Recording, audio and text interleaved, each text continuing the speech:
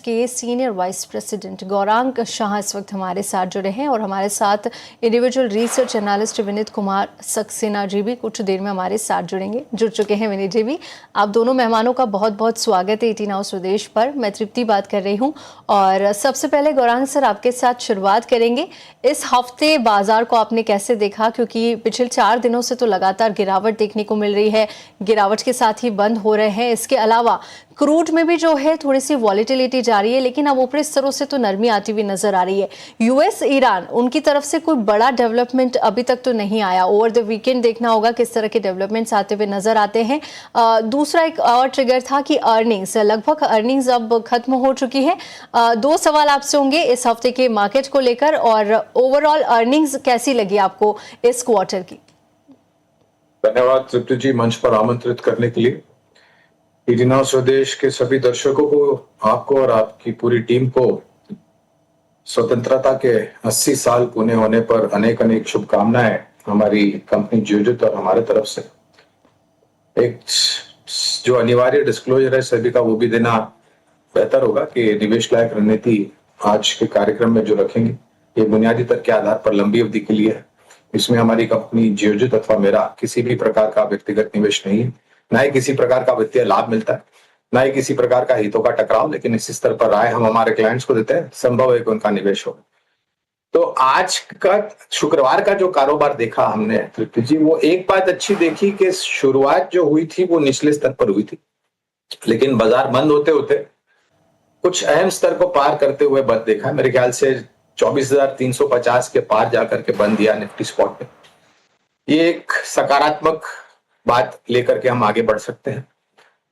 अगर 2-3 दिनों में सोमवार तक खाड़ी में से कोई ऐसा नकारात्मक बड़ी खबर नहीं आई तो शायद एक बेहतर रुझान अगले हफ्ते हम देख सकते हैं, उसका अनुमान लगा के चल सकते हैं। और उस परिस्थिति में शायद 24,500 और 24,600 के तरफ फिर से हम जाने का प्रयास करेंगे।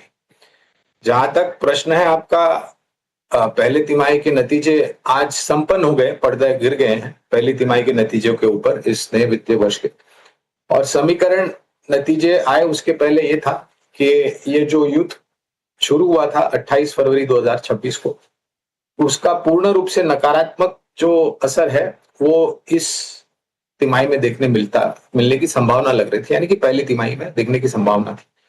लेकिन जो भी कॉर्पोरेट जगत के परिणाम आए, 2 या 3 जगहों पर शायद थोड़ी बहुत निराशा थी, लेकिन वो निराशा भी इतनी बड़ी नहीं थी कि कोई बड़ा कारण बने नकारात्मक परिस्थिति उभरने का।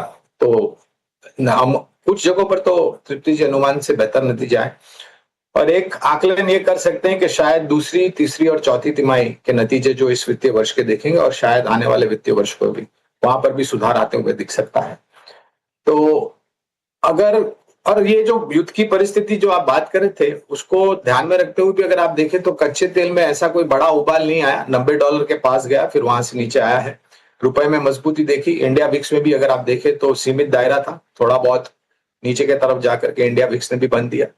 और विदेशी संस्थागत निवेशकों की तरफ से कुछ समय पहले जो निरंतर बड़ी मात्रा में बिकवाली हो रही थी, वहां पर बिकवाली कम हुई है और कुछ दिनों में हमने खरीदारी भी आते हुए दिखी है। तो शायद अब आगे जाकर के ये लग रहा है कि हम यहाँ पर थोड़ा स्थिरता पाने का प्रयास करेंगे, और स्थिरता आना जरूरी है बाजार में। ये उठापटक जब होती है ना तृप्ति जी, तब सभी प्रकार के जो कारोबार करते हैं या फिर निवेशक होते हैं ना, उनमें असमंजस परिस्थिति आ जाती है।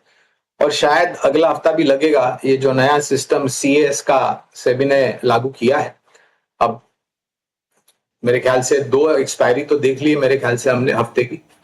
आने वाले हफ्ते में भी शायद थोड़ा बहुत और समझ आएगा लोगों को, और फिर जाकर के आपको थोड़ा बहुत यहाँ पर भी CAS को लेकर के स्थिरता आती हुई दिखाई देगी। तो अनुमान है कि अगले हफ्ते शायद थोड़ा बेहतर रुझान देखने मिले बाजार। ऑलराइट, तो ये था एक मार्केट का ब्यौरा गौरांग सर की तरफ से। इस पूरे हफ्ते के जो ट्रिगर्स थे वो भी हमने आपको बताया। विनीत जी, आपसे भी क्विक राय लेना चाहेंगे और अगले हफ्ते के इम्पोर्टेंट लेवल्स जानना चाहेंगे निफ्टी और बैंक निफ्टी के लिए। निफ्टी में अगर देखेंगे तो पहले कुछ हफ्ते, कुछ महीने हम लोग 23,800 और 23,250 के आसपास, 260 का लेवल्स पे एक रेंज बना के ट्रेड कर रहे थे। वही रेंज शिफ्ट होके इस महीने में या जुलाई एंड से आप बोल सकते हैं कि 260 से लेके 650 एक और ब्रॉडर रेंज में मार्केट ट्रेड करना शुरू किया है। तो अभी अब मुझे ऐसा लगता है कि अगर मार्केट क्रूशियल होगा यहां से, अगर नेक्स्ट वीक 300 के नीचे जाता है तो डाउनसाइड लेवल्स अराउंड वही 260 250 के आसपास रहेगा। 250 ब्रेक करता है तो 24,130। ऑन द अपसाइड अगर देखेंगे तो यहां से 400 के ऊपर सस्टेन करना चाहिए मार्केट। अगर 400 430 के लेवल्स के ऊपर सस्टेन करता है तो we should be moving toward 407 and 508, मतलब 500 लेवल्स के 500 लेवल्स के ऊपर again we can move towards 24,600 630 levels के आसपास हम लोग चल सकते हैं। तो ये मोटा मोटी रेंज रहेगा जब तक कोई अच्छी एकदम क्लैरिटी नहीं आएगी। मुझे नहीं लगता है कि ये रेंज को ब्रेक करके अगले हफ्ते निफ्टी जा पाएगा। जैसे ही मार्केट में वेस्ट एशिया कॉन्फ्लिक्ट को लेके थोड़ा सा भी क्लैरिटी आए या कुछ भी ये आए रिजल्ट आए तो मुझे लगता है मार्केट मूव देगा बड़ा। तो अगले हफ्ते के इंपॉर्टेंट लेवल्स और ट्रिगर्स आपको बता दिए गए हैं। चलिए अब सवालों की शुरुआत करेंगे, लेकिन उससे पहले आपको बता देते हैं आप भी अपने सवाल हमारे साथ शेयर कर सकते हैं। और देखिए QR कोड आपकी स्क्रीन पर है, इसे फटाफट स्कैन कीजिए, अपने सवाल हम तक पहुंचाइए। इसके अलावा एक नंबर दिख रहा है आपको QR कोड के नीचे, उसे फटाफट नोट कर लीजिए, उसके जरिए भी आप अपनी क्वेरीज हम तक पहुँचा सकते हैं। चलिए आगे बढ़ते हैं और पहले सवाल को शामिल करते हैं। मनोज कुमार लहरिया का पहला सवाल हमें मिला है।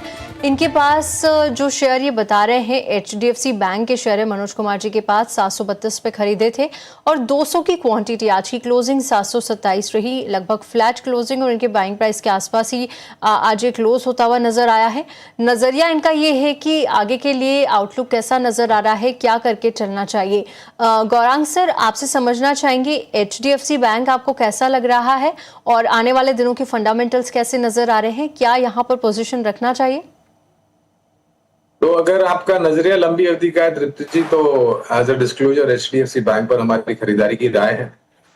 एक समय पर एक बहुत ही मजबूत और सक्षम निजी क्षेत्र की बैंक होने का परिचय दिया है HDFC बैंक ने, लेकिन पिछले कुछ साल 1.5 साल में अगर आप देखने जाए तो खबरों को लेकर के और अभी फिलहाल जो हमने कुछ नतीजे देखे हैं कुछ तिमाही के, उसको देखते हुए मूल्यांकन के रूप में बहुत ही आकर्षक है ये। और कई बार इसी स्तर के आसपास जा करके इसने ऊपर की तरफ के दायरे दिखाए हैं। ये मैं लंबी अवधि का नजरिया तृप्ति जी इसलिए कह रहा हूं क्योंकि जो नतीजे आए थे पहली तिमाही के HDFC बैंक में, वहां पर निराशा थी, करेक्शन आया, लेकिन अपने आप को फिर से उसी स्तर के पास जाकर के संभाला जहां पर कई बार हो गया था, वो है 700 और 730 के आसपास का। क्या यहाँ से परिवर्तन की संभावना है, उसकी हमें आशा है और हमें लग रहा है कि यह परिवर्तन नतीजों में बिल्कुल आएगा। जो भी नकारात्मक खबरें थी और नतीजों को लेकर के जो भी नीचे की तरफ के दायरे बनने थे, हमें लग रहा है कि वो बन चुके हैं। क्या ये परिवर्तन एकदम से आपको देखने मिलेगा बहुत जल्द छोटी अवधि में? नहीं। परिवर्तन कब आएगा? तो शायद दूसरी तिमाही में भी थोड़ा बहुत दबाव देखने मिले नतीजों में तृप्ति जी, लेकिन तीसरी तिमाही से हमारा आकलन कहता है कि धीरे धीरे करके सुधार आएगा और इस सुधार की जो प्रतिबिंब है वो बहुत ही सकारात्मक रूप से आपको चौथी तिमाही में आती हुई दिखेगी। इस वक्त वित्तीय वर्ष की मैं बात कर रहा हूं। तो अगर लंबी अवधि का नजरिया है, और अच्छी बात यह है कि इनका जो खरीद का स्तर है वो मैंने ख्याल से, अगर मैंने ठीक से पढ़ा तो वो करीबन 730 के आसपास का इनका खरीद का स्तर है, जो वही स्तर है जहां पर मैं बात कर रहा हूं कि 700 730 के आसपास जाकर के कई बार ऊपर की तरफ के दायरे दिखते हैं और एक बड़ी मात्रा में बड़े निवेशकों की बिकवाली भी हो चुकी है। अगर नतीजों में परिवर्तन होता है तो बड़े में निवेशक फिर से आकर्षित हो जाएंगे, और अगर नजरिया आपका 1.5 से 2 साल का है तो हमें लग रहा है कि पहले तो निवेश बना करके चले, और अगर यहाँ से थोड़ा बहुत और नीचे का स्तर दिखता है तो आप और भी जोड़ सकते हैं, और अगर किसी को निवेश करना है नया तो उसकी भी राय हम देंगे। तो HDFC बैंक पर लॉन्ग टर्म के लिए बुलिश नजरिया है गौरांग सर की तरफ से, और अगर किसी को खरीदारी करनी है, नई पोजीशन लेनी है तो इन लेवल्स पर वो भी ले सकते हैं। इसके अलावा HDFC बैंक पर ये सलाह आती हुई। चलिए आगे बढ़ते हैं। सनी सांगराल का अगला सवाल है और ये पूछना चाह रहे हैं पतंजलि फूड्स की 500 शेयर है, 520 पर खरीदे थे और पूछना चाह रहे हैं इन लेवल्स पर क्या करें, होल्ड करें या फिर सेल करके निकल जाए। काफी बड़े नुकसान में है क्योंकि 352 आज की क्लोजिंग रही है और आधे % की गिरावट के साथ बंद हुआ। आज की गिरावट तो देखिए, लेकिन इसके अलावा भी लगातार डाउन ट्रेंड और लगभग निचले स्तरों पर पहुंच गया है। एक साल में 40% से ज्यादा टूटा और 6 महीने में 33 से 34% टूटा है ये शेयर। विनीत जी, क्या लग रहा है आपको, पतंजलि फूड्स में इन लेवल्स पर क्या लॉस बुक करना चाहिए या फिर अभी बने रह सकते हैं? नहीं, मुझे तो लगता नहीं है। जिस तरह से फॉल आया है, एक्चुअली हर इन्वेस्टर को ये देखना चाहिए पहले कि एक स्टॉप लॉस होना चाहिए, एक रिस्क अवेयरनेस होना चाहिए कि कहाँ पे हम लोग एग्जिट करें एक इन्वेस्टमेंट से। तो मुझे लगता है ये स्टॉक काफी वीक हो चुका है। यहाँ पे छोटा मोटा अगर जंप भी आता है, बाउंस भी आता है, तो मेरे ख्याल से वहां से सेल ऑफ ही आएगा, क्योंकि बहुत ही ज्यादा वीक लग रहा है यहाँ पे स्टॉक। तो एक रे ऑफ होप ये है कि अगर ये स्टॉक करीब 365 के ऊपर निकलता है तो थोड़ा बहुत बाउंस 400 415 के लेवल्स तक आ सकता है। अदरवाइज 280 का लेवल्स जैसे ही तोड़ेगा ये स्टॉक, ये एकदम से नीचे प्लंज कर सकता है, बिकॉज एकदम काफी वीक लग रहा है ये स्टॉक। ये स्टॉक काफ़ी वीक लग रहा है और उस पर ये जो सलाह है ये भी आपको विनीत जी ने बता दी। चलिए आगे बढ़ते हैं। जितेंद्र यादव का अगला सवाल है। पावर फाइनेंस कॉर्पोरेशन यानी पीएफसी के 525 शेयर है, 378 पर एंट्री ली थी, लंबी अवधि के लिए निवेश किया है और 25 लाख निवेश करना है, तो 5 साल के लिए कहाँ निवेश करें? क्या एलआईसी के शेयर में भी निवेश करना चाहिए? तो पीएफसी को लेकर लंबी अवधि का नजरिया है जितेंद्र जी का।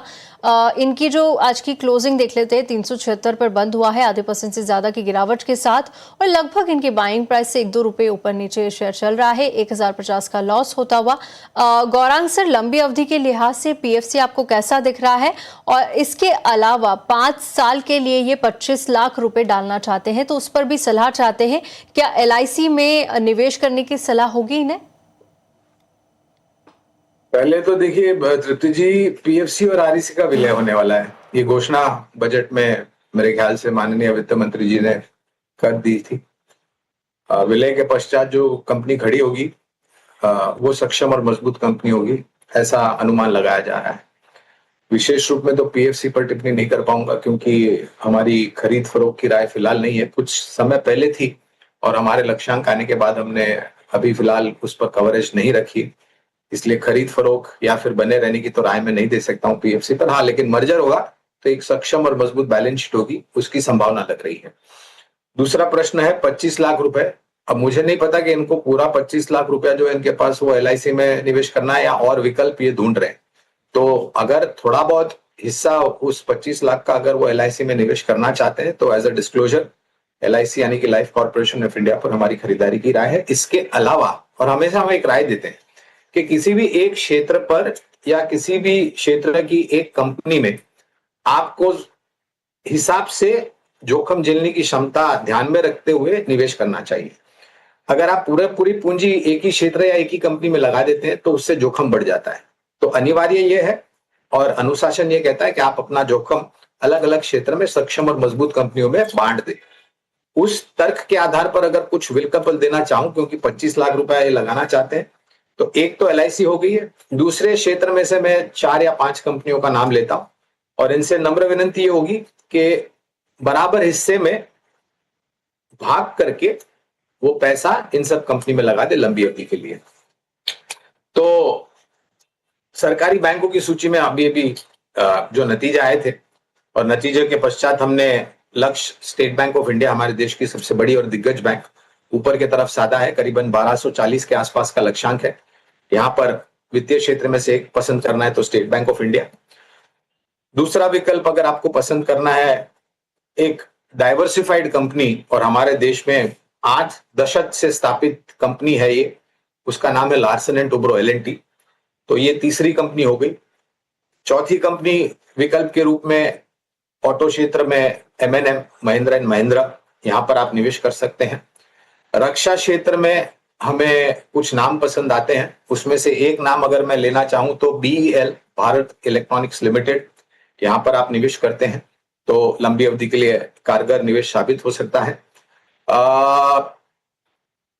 सीमेंट सेक्टर में अगर आपको देखना है तो एक मझौली कंपनी है दालमिया भारत, या फिर दिग्गज कंपनी आप चाहे तो एसीसी या ग्रासिम, दोनों में से कोई भी, तीनों में से कोई भी पसंद कर सकते हैं। और ऊर्जा उत्पादन में अगर आपको ध्यान देना है तो यहाँ पर भी काफी सारे विकल्प है। दो विकल्प सामने रखता हूं, चाहे तो ये दोनों में से कोई भी एक विकल्प पसंद कर सकते हैं, टाटा पावर या फिर टोरेंट पावर। इस प्रकार से अगर आप अलग अलग क्षेत्र में इन सब कंपनियों में निवेश करते हैं लंबी अवधि के लिए, तो एक कारगर निवेश और एक कारगर रणनीति के रूप में उभर करके आ सकता है, जहां पर आपको लंबी अवधि के लिए अच्छा खासा मुनाफा मिल सकता है। लेकिन ये सब राय मैं लंबी अवधि के लिए दे रहा हूँ। बिल्कुल ठीक। तो काफ़ी बढ़िया राय और सलाह, आपको काफ़ी सारे ऑल्टरनेटिव्स भी बता दिए हैं, लेकिन एक फाइनेंशियल एडवाइस भी यहाँ पर दी गई थी, अपना जो निवेश है उसे हमेशा डाइवर्सिफाई करके रखें, जिससे जोखिम जो है वो थोड़ा सा कम हो जाता है। चलिए, तो ये सलाह ऑल्टरनेटिव्स आपको आते हुए चलिए आगे बढ़ते हैं और अब कल के इंपॉर्टेंट ट्रिगर्स जान लेते हैं। बताने के लिए हमारी सहयोगी अर्चना शुक्ला हमारे गौरांग सर, आपसे भी समझना चाहेंगे लंबी अवधि के लिए कहाँ पर मौके दिख रहे हैं आपको? पुनर्जर के आधार पर तृप्ति जी दो विकल्प है। BHEL यहाँ पर खरीद की राय है। नतीजों में बहुत ही बेहतर परिवर्तन आया था और उस परिवर्तन को ध्यान में रखते हुए लक्ष्यांक हमने बढ़ाए हैं। 485 का लक्ष्यांक है, इस स्तर से शुरुआत कीजिए, गिरावट पर दौड़ते जाए। दूसरा विकल्प है NBFC वित्तीय क्षेत्र, जैसे हम बात कर रहे थे पहले, तो नॉन बैंकिंग फाइनेंस NBFC में एक कंपनी जिसके नतीजे आए थे, श्रीराम फाइनेंस, यहाँ पर बुनियादी दर के आधार पर खरीदारी की राय है। 1250 के अनुमानित लक्ष्यांक है। अगर दोनों ही कंपनियों में नतीजे इसी प्रकार से बेहतर आए आने वाले तिमाहियों में, तो उसी आधार पर हम इन लक्ष्यांक में परिवर्तन करेंगे। दो चीज ध्यान रखना अनिवार्य है, पूरी ताकत लगा करके इसी स्तर पर निवेश मत कीजिए, शुरुआत कीजिए और गिरावट पर जुड़ते जाए, और नजरिया कम से कम 1.5 से 2 साल का रखें। के लिए गौरांग सर की दो पसंदें, आप BHEL पर नजर रखें और श्रीराम फाइनेंस, यहाँ पर 1 से 2 साल का नजरिया आपको लेकर चलना है। अच्छे टारगेट्स आते हुए आपको यहाँ पर नजर आएंगे।